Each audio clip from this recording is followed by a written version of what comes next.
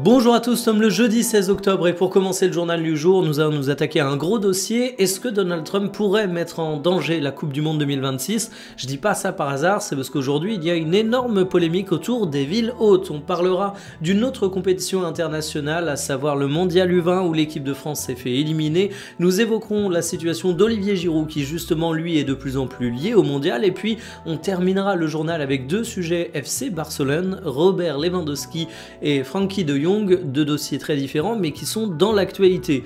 Je m'excuse au passage pour le journal et la vidéo d'analyse qui étaient tous les deux absents hier, c'était pas prévu, j'ai eu quelques petites emmerdes personnelles à régler, mais je suis de retour en pleine forme et il faut bien ça pour commencer le journal avec un dossier Donald Trump parce que c'est le genre de sujet où généralement on se met un petit peu en danger. Installez-vous confortablement et bienvenue pour le journal du jour.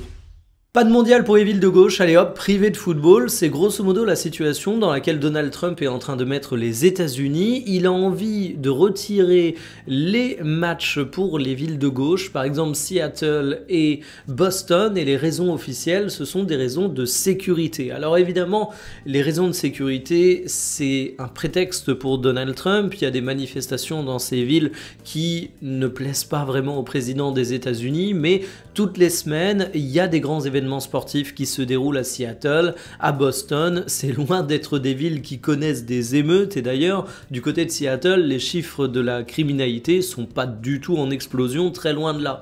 Mais on le sait, une Coupe du Monde c'est l'occasion de faire de la politique. On a souvent évoqué ces compétitions pour le soft power, les pays dans lesquels c'est organisé peuvent rayonner à l'échelle du monde, mais il y a aussi parfois des questions de politique intérieure et on sait que Donald Trump est justement en conflit avec les maires démocrates de ces villes où il veut retirer les matchs. Mais finalement, c'est hyper compliqué parce que la Coupe du Monde 2026, c'est dans seulement quelques mois et il y a plein de choses qui ont été dealées. Ce sont des événements qui mobilisent des infrastructures de fou, déjà les stades, il y a beaucoup de contrats en termes de transport, il y a beaucoup de contrats en termes d'hôtellerie, il y a beaucoup de contrats avec des sponsors locaux, bref, il y a une énorme machine qui a été mise en place et tout annuler au dernier moment et déplacer les matchs, bah c'est quand même une sacrée histoire.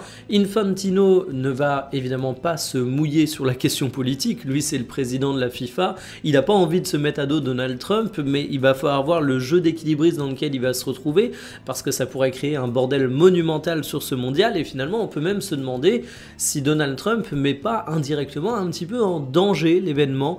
Alors la Coupe du Monde des clubs s'est très bien déroulée aux États-Unis, même si Donald Trump s'est incrusté sur la photo finale, ce qui a fait bugger les acteurs du foot, parce qu'on peut dire que c'était pas vraiment dans les us et coutumes, mais là si tu te retrouves avec un jeu de politique intérieure qui prend le pas sur les questions d'organisation de l'événement, eh bien on va se retrouver avec un mondial qui aura une drôle de tête, pressé de voir comment tout ça va se passer, mais on a souvent parlé de l'instrumentalisation politique des mondiaux.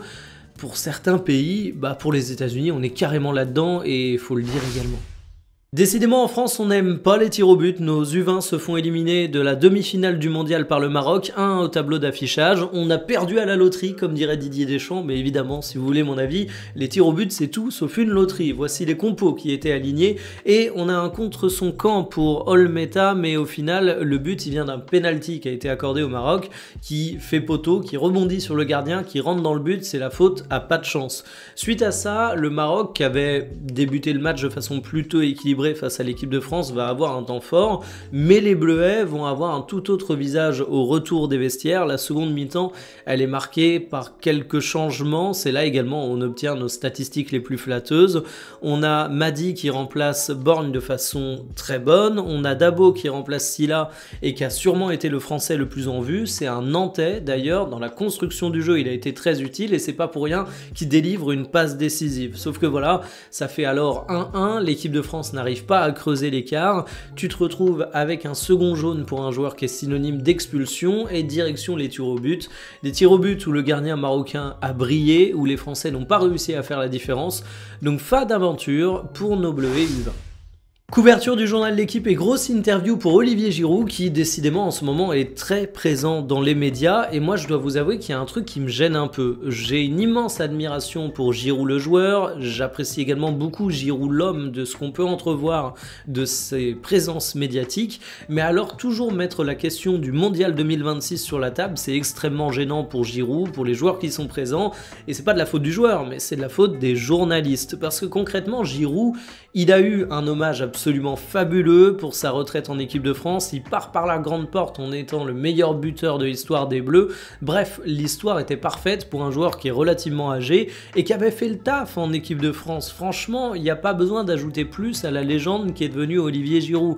Sauf qu'aujourd'hui, il est de retour en France, il est très exposé médiatiquement et on en parle beaucoup. Alors qu'est-ce qu'on ressort de cette interview? Il parle du fait qu'il a échoué à Los Angeles parce qu'il y avait un jeu de transition qui collait pas à ses qualités. Il dit qu'il est revenu en France pour le challenge sportif, que le LOSC est arrivé au bon moment, qu'auparavant il avait été courtisé par Lyon et Marseille notamment, et il faut rappeler qu'il était évoqué du côté de la Chine, du côté de l'Arabie Saoudite, où il aurait pu toucher un plus gros salaire, donc j'ai tendance à le croire quand il dit que la priorité est sportive. Il parle de la manière dont il est géré par Bruno Genesio, on a l'impression que le duo fonctionne très bien. Bref, c'est une interview qui est plutôt intéressante, plutôt positive, mais sur la question du mondial, Olivier Giroud, je trouve qu'il est un peu bloqué médiatiquement en fait. Il peut pas dire non, quoi qu'il arrive, je vais refuser l'équipe de France si on m'appelle, parce que ce serait vu comme quelque chose d'irrespectueux. Mais dans le même temps, Giroud il a pris sa retraite et il est conscient qu'il est très loin dans la hiérarchie. Donc quand on lui dit ah s'il y avait une hécatombe, est-ce que vous répondriez présent, il est obligé de répondre oui, je répondrais présent. Mais là il y a déjà eu une hécatombe et on a vu qu'on n'avait pas besoin de moi. Et il dit d'ailleurs qu'il était très content pour Mateta et sa sélection. Donc Olivier Giroud, situation délicate où il va pouvoir créer, à mon avis, l'agacement parce qu'on le lit toujours au mondial alors que l'histoire est passée, mais c'est pas de la faute de Giroud, lui il répond tout ce qu'il faut, c'est plutôt de la faute des médias. C'est décidément compliqué au Barça côté infirmerie, mais moi je commence à me poser des questions sur ce bon vieux Robert. Lewandowski est à nouveau blessé et il se retrouve même incertain pour le Classico. J'ai tendance à dire que le Barça surutilise pas mal de ses joueurs, notamment les jeunes, mais pour Lewandowski on peut pas faire le reproche au FC Barcelone de pas l'avoir ménagé. Si on regarde ses minutes de jeu depuis le début de saison, sur 10 matchs il en joue 9, il en débute que 4 et il en joue que 3 de manière pleine.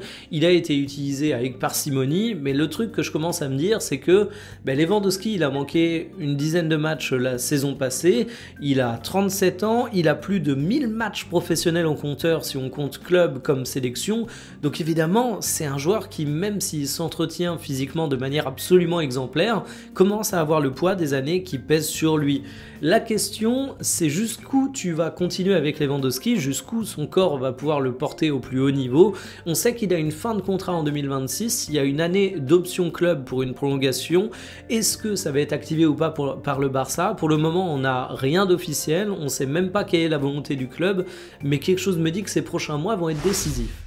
Une grosse réduction de salaire, voilà ce qu'a obtenu De Jong en prolongeant au Barça. Alors ça peut paraître surprenant parce qu'à 28 ans, quand tu prolonges, généralement tu vas plutôt chercher à coffrer un max, à avoir un gros contrat parce que tu es estimé au prime de ta carrière. Pour De Jong, la situation est différente, mais elle s'explique parfaitement. La première chose à dire, c'est que c'est enfin officiel. Prolongation jusqu'en 2029, le Barça a communiqué dessus, c'était un vrai serpent de mer. Il y a des mois, on annonçait ça comme bouclé, puis il y a eu un silence radio qui a été interminable. On se doute que les négociations ont été très rudes, on parle partout de réduction de salaire. De mon côté, je vais pas me risquer à parler de chiffres parce que sur le salaire que De Jong avait avant, sur le salaire que De Jong a désormais, on entend un peu tout et n'importe quoi. Il y a des sources qui évoquent des montants très différents, mais en tout cas, on peut dire qu'il y a eu une réduction significative. Et il faut le comprendre parce que De Jong, c'est un joueur que je suis content de voir prolonger du côté du Barça, il est important, il a du talent, mais on peut pas dire aujourd'hui qu'il mérite d'être dans le top 3 des salaires du club. Il a beaucoup joué, mais il a été challengé la saison passée, il a connu une grosse blessure il y a déjà de ça pas mal de temps, mais il faut du temps pour revenir physiquement à ton meilleur niveau, il y a de la concurrence au milieu de terrain, tout ça fait que De Jong, s'il a sa place, si quand tu es supporter du Barça, tu es très content de le voir prolonger, tu pouvais pas non plus dire que tu allais le faire à n'importe quel prix.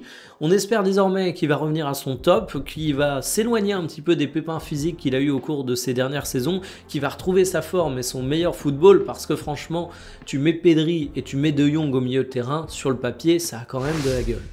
Terminé pour le journal du jour, je vous ai fait une ouverture de journal polémique en évoquant un sujet Donald Trump et en mouillant un petit peu politiquement, on sait ce que ça donne généralement en termes de réaction. Je vais me mouiller également cet après-midi avec un sujet footballistique. Il y a une prolongation qui est sortie dans la presse, ou plutôt une volonté de prolongation, d'augmentation salariale au cours des derniers jours, et j'ai envie de parler de ça. Si vous êtes un gros suiveur de la presse, vous avez deviné de qui je parle.